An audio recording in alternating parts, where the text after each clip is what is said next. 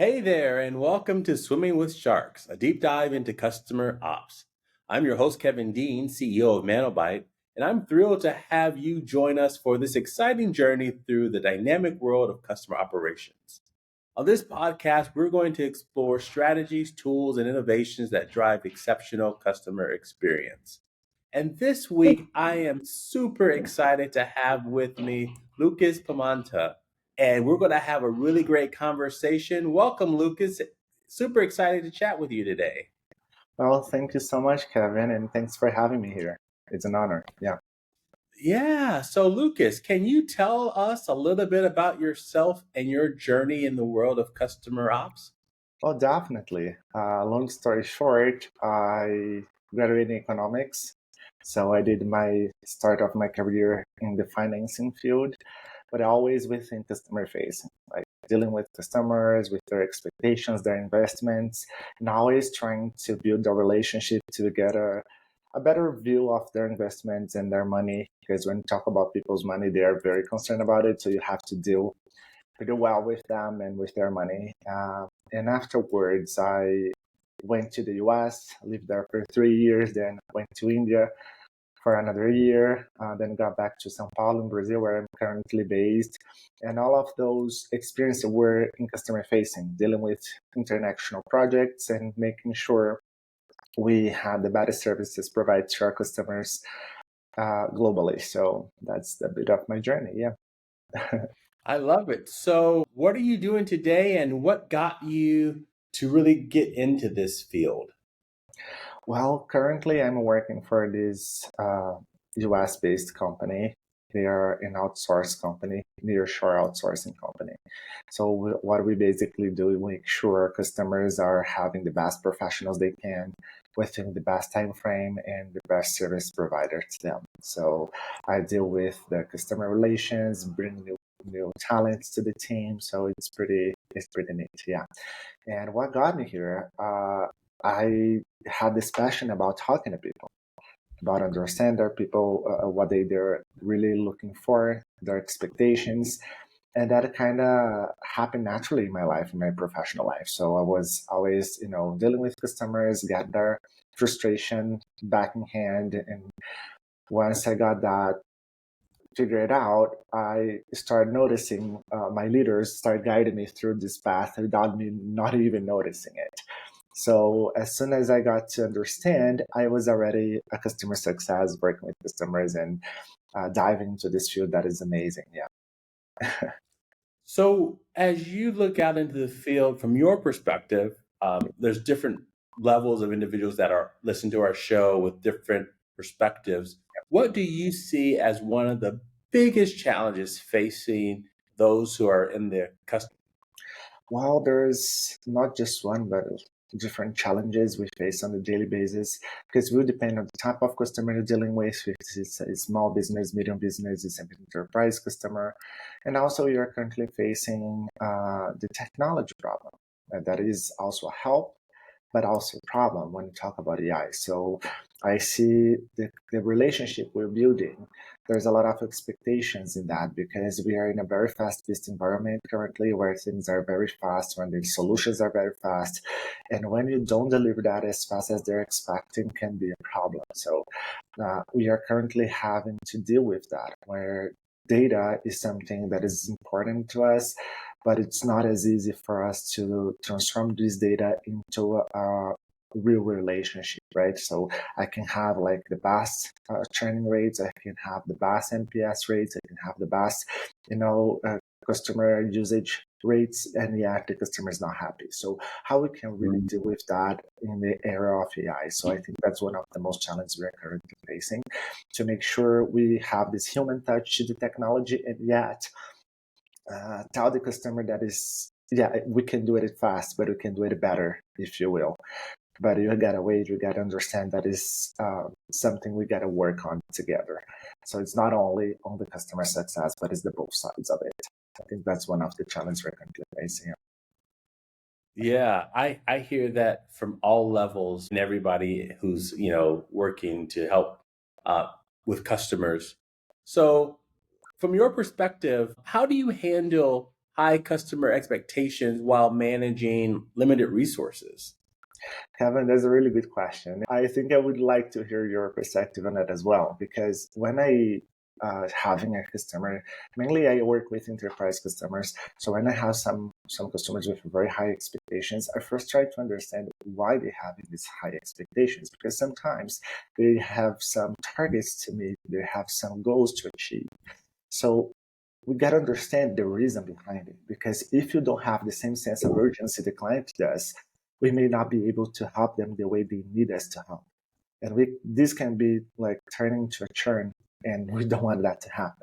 So how I deal with that is basically understanding the customer requirements and understanding why it's so urgent. Because sometimes they are feeling it's urgency, but we can definitely turn that around with some,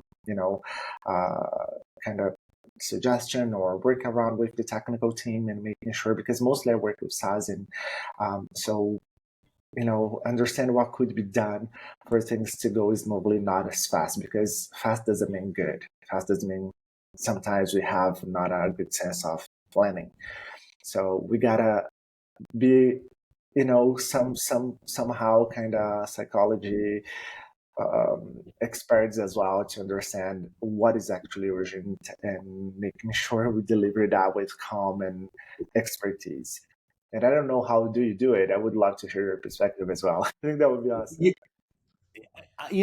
I think that there's not really a silver bullet. I think Yeah, that each organization really has to, like you were saying, think about what are the needs and the expectations of the customers, and then try to leverage, and try to kind of meet them in the middle, right? yeah, I think that's important. It's like, we only have so many resources. We know that this is what you're trying to accomplish. How do we really meet in the middle in order to get the best results? And of course, you mentioned it already, the proper use of technology can really help to do that. And I am super excited into some of the advancements that are happening with Gen AI, and yeah, how tools like Maven AGI and other two platforms that are out there can really help, those who are customer facing get answers quicker for customers. So when we think about Gen AI and we think about all these advancements, what do you feel is the role that technology plays as when it comes to, addressing customer challenges? Well, Kevin, I see like customer success as like an industry that is still evolving, and technology came us to help on that. So Jen and I came to bring this whole new level of customer success where we are more accurate on the solutions we provide to the client. Because I see AI as a data-driven tool that help us to get a deeper understanding on what actions to take regarding customer. Because there's so many blind signs, right? Because when you deal with client, when we deal with customer, we deal with human unpredictable behaviors, right? Because behind that logo, behind that company logo, there is a person taking care of it. So you're not dealing just with the logo expectation, but also dealing with the person expectation regarding what that person, that role requires them to do. So there's so many blind spots because we cannot even like, I don't think that's even possible to cover all those spots. And there's where KMI and Jen and I came in to kind of gives us these, perspectives on the things we're not seeing or we are not thinking that's so important, but then turn out to be. So I think Jen and I came to give us this power of taking better decisions and guide the customer to a better path, right? So I think that's why Jen and I is so important. But it's also turned to be a trick, right? Because it kind of gives the customer the impression that everything's super fast and everything's super easy to do, and most of the time it's not. So I think there is a Yeah. balance you need to find between those two things. It is good, but until which point is good? Because honestly, being completely transparent to you, I don't think everyone is prepared for the usage of GenAI, of intelligence or artificial intelligence. So I think people are still figuring out how to use it and still figuring out the power of it. And some people are not yet prepared to deal with it. So we have also to deal with that. And that's the thing that is also a challenge for us. Yeah, I agree with you. Gen AI is still in its very infancy, right? And so most organizations, especially in the SaaS space, really haven't adopted Gen AI solutions. I mean, everybody's talking about ChatGPT and you can go out and create a Yeah, prompt, but there's a lot of risk and challenges that, most enterprises really should be weary of having their customer success folks leveraging Gen AI because it's, putting proprietary information out there that's training models that could be, a risk or a liability. So I think that you're right. There's a lot that technology can do. I think there are some things that need to happen that organizations really need to start looking at it from a different perspective. yeah, definitely. And as I mentioned, AI is here to help. There is no turning around, there's no turning back. AI is part of our life, either like it or not. You just have to deal with it, learn how to deal with it, and teach our customers how to deal with it as well. Because as I mentioned, they may think things are super easy and fast, and they may think like it's everything's figured outable, which I agree. But not always it's so easy to figure out what the frame requires on their one. So I think there's this middle way where we both customer and CS ops got to meet and make this works in a better way for that it's beneficial for all of us. So yeah, definitely. Yeah. You make a really good point. I believe that customers and humans in general, set the bar and expectation at the best experience that they receive. Yeah, But most organizations can't deliver at that level. They're exactly. delivering at a lower level. So it's not, hey, we delivered the best experience that we can deliver. I think organizations have to think about, what is the best experience that my customer is Yeah, experiencing? That's the level that they've got to rise to. What do you exactly. think about No, exactly. And we're still figuring out all the capabilities AI could do for us because there's companies that are still like figuring how they could integrate AI to their technology, to their services. So everything's still being discovered. So we don't know just yet what all the possibilities is. So I think there's some things going to be a huge journey that we have to face ahead, and we in the customer ops need to be prepared for it. So my suggestion here, that's like at least what I'm doing.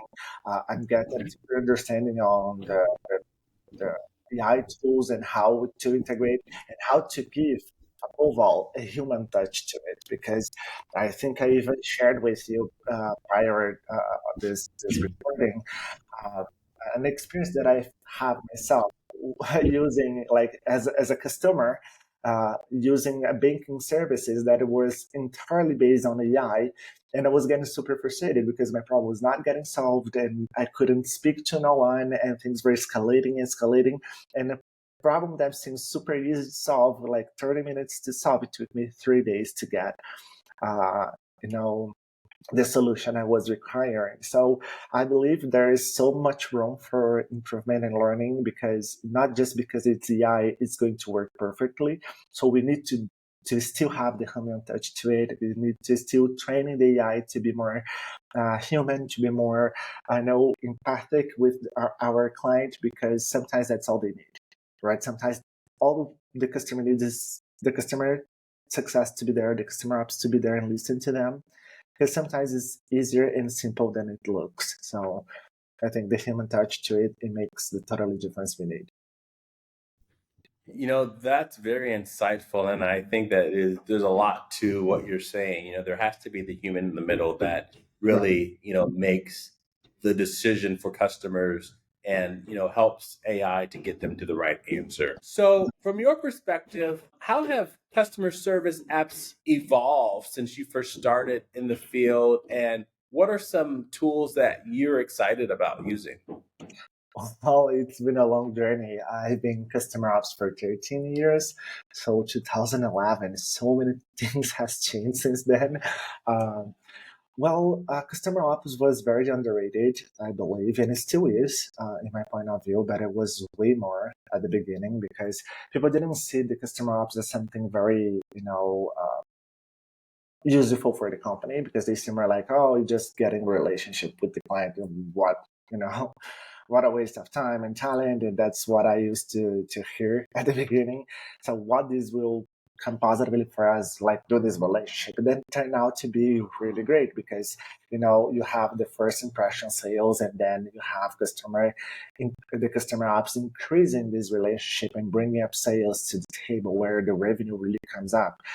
Because when you talk about SaaS companies, in the majority of the time, the first sales we do for the companies are the basic services we serve mostly of the time, because the company doesn't know if this software or whatever it might the service be will really help the company.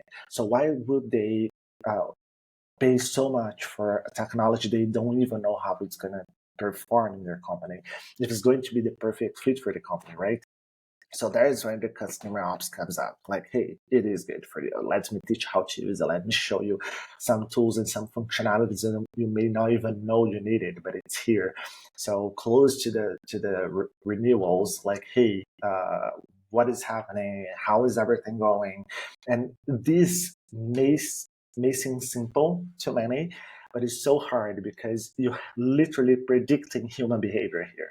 You're really predicting the company behavior, like, hey, it is the company really happy with the services? What can we upgrade them? Because I cannot just offer something they're not needing it or makes no sense for the company, because there's something called a good fit company. So sometimes the company I'm selling to is not a good fit for my company. It's not all about the money. It's about the fit. If the culture fits, if the technology fits, if the people environment fits, because when does fit, we have so much room to work and to grow and to prosper with the both sides. So I think must things change since then, and it changed for the better in these circumstances. The companies start noticing it. It's way more complicated and it's way more necessary they think to be. So that's that's how I see it. I don't know how about you, Kevin, because I know you've been longer in this journey longer than me, and how you see these changes. Oh, so you're saying I'm old? Is that what you're saying? No, not really, not really. That's not what I meant. It is funny because I have been in this space for quite some time Mhm. and things have changed drastically. And what's interesting to me is that we're a Databricks partner, and Databricks, they are at the leading forefront of Gen AI, creating, a lot of the models that people are using today. But, even with, the things that they're doing, things are changing on a weekly basis. And so, like, we can go back, 20 years, once I was out of school and started in this space. But it's really, I think about, you know, things were old, a month ago that were out. Things are just exponentially fast nowadays, and Yeah, that's unbelievable. It's just I crazy. agree. I agree, and that's what I mentioned at the beginning of the conversation. Customer ops is an industry that has been evolving since its beginning, and I see a lot of room for improvement still. And the companies are still seeing value on what we do, because some companies still like seeing customer ops as something just as part of the sales, but I think it goes beyond that. So I think, yeah, definitely there's so much more to come, and with AI, I think we're going to go way further, being one of the most strategic positions of each company. Yeah. You've mentioned something more than once, and I want to dive into this point that you've made because everybody looks at customer ops differently and organizations define it differently. Yeah. So, from your perspective, how would you define customer ops? Well, customer ops, having my point of view, is a very strategic position in the company, because it's the position that really brings constantly revenue to the table. Because you can have a client that just buy your services, and once it's done, it's done. They do not renew. They go to a different provider. They go to your competitor because it's cheaper. Because I don't need whatever they're offering me. I can pay way cheaper than what I'm paying. But it's not about what they pay, but how they are being served and provided with. And I think customer success, customer ops is this very strategic position where you show the customer what they need, but they don't know yet they need. That's not about price. It's about what you need, but you don't know just yet you need it. So I'm helping you figure it out. So I see customer ops as a very strategic position for each company. Yeah. That's awesome. Thanks for sharing that Yeah, definition with our audience. I think that they'll really appreciate that. So let's kind of change gears a little bit and talk just a little bit more about you. So when you're not being, in work, what do you like to do? Well, I love cooking. I've done professional cooking for a while in my life as a hobby, but I make some living out of it as well. And I do pretty well. I was vegan for about 4 years, actually vegetarian, then vegan for about 4 years. And then I developed this personal chef where I bring all the restaurant experience to the people's home where I could deliver, a whole course of starters and then main course and then dessert within the most best experience of vegan food. So I love doing that. And that's also all about customer experience, right? So it's all about the experience, how the customer feels and how they experience what you're serving them. So knowing and having all those this background in customer success, I use that in my advantage, and I create this incredible experience for my customers in the cooking field. And it turned out to be perfect. It was pretty cool. I stopped doing that for a while because my schedule turned to be very busy, a lot of meetings, even on the weekends, and then I couldn't do it anymore. But I'm still kind of looking forward to go back to it because I love doing it, and I love experiencing because I believe uh, like eating brings you to a whole new life. Like there's few experiences in life that you can do it without leaving the home, like reading, eating, watching a movie or listening to a music. So I believe those sensory experiences bring you to places that you've never been before. That's what I try to do with food. Well, I love that. You like Yeah. to cook. I like to eat. You and I are going to be good friends. I believe so. We got up with a good start. So I love music. I love music. So give me one song that you think I should go and listen to. Haven't. Oh, that's a tricky one because I listen to so many different genres of songs. I don't have like one specific song. Yesterday, I was just listening to a very old song, like from 7 years ago, I guess. Mumford and Sons. I don't know if you know this band. They're kind of folk band, I believe, indie, or I don't know what their genre is.